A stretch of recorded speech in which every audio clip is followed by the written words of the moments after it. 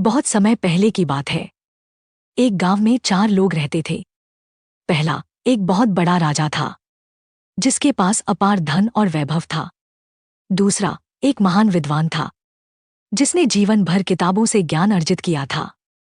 तीसरा, एक साधु था जो प्रतिदिन ईश्वर की पूजा और प्रार्थना करता था। और चौथा, एक गरीब किसान था जो खेतों में कड़ी मेहनत करता और जरूरतमंदों की सहायता करता था। समय बीत गया और एक दिन चारों की मृत्यु हो गई।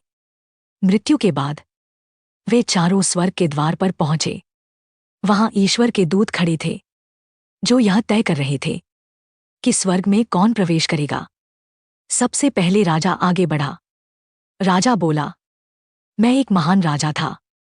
मेरे पास विशाल महल, सेवक और बहुत धन था। मैंने मंदिर बनवाए और दान भी किया। मुझे स्वर्ग जाना चाहिए। ईश्वर के दूत ने पूछा, क्या तुमने यह सब सच्ची भक्ति से किया था या केवल लोगों से प्रशंसा पाने के लिए? राजा चुप हो गया। दूत बोले, तुम्हारे हृदय में गर्व था। तुम्हें अभी प्रतीक्षा करनी होगी। अब विद्वान आगे आया। विद्वान बोला, मैंने जीवन भर ज्ञान अर्जित किया। लोग मुझसे सलाह लेते थे। मैंने अनेक शिष्यों को पढ़ाया। ईश्वर के दूत ने पूछा, क्या तुमने अपना ज्ञान गरीबों के लिए भी बांटा या केवल धन कमाने के लिए? विद्वान को अपनी गलती याद आ गई। दूत बोले, ज्ञान का सच्चा उपयोग सेवा में होता है। तुम्हें भी प्रतीक्षा करनी होगी।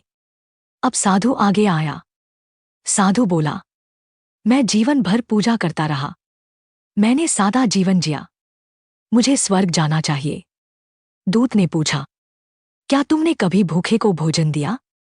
क्या किसी दुखी की सहायता की या केवल अपनी मुक्ति के लिए पूजा की? साधु भी मौन हो गया।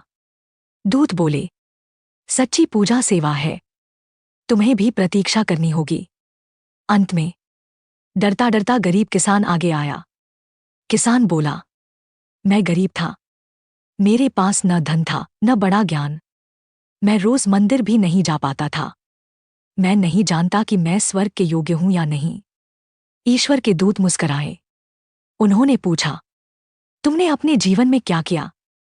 किसान बोला, मैंने ईमानदारी से मेहनत की। जिसे भूखा देखा उसे भोजन दिया।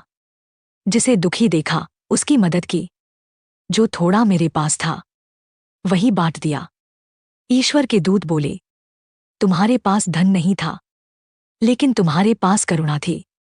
तुम ज्ञानी नहीं थे लेकिन तुम सच्चे थे। तुम रोज मंदिर नहीं जाते थे लेकिन तुम्हारा हर कर्म ही पूजा था। तुम ही सबसे पहले स्वर्ग जाने के योग्य हो। यह सुनकर राजा, विद्वान और साधु तीनों चकित रह गए और उन्हें समझ आ गया कि सच्ची सफलता धन में नहीं, ज्ञान में नहीं और केवल पूजा में भी नहीं है। सच्ची सफलता है दयालु हृदय में, ईमानदारी में और निस्वार्थ सेवा में। यही इस कहानी की सच्ची सीख है।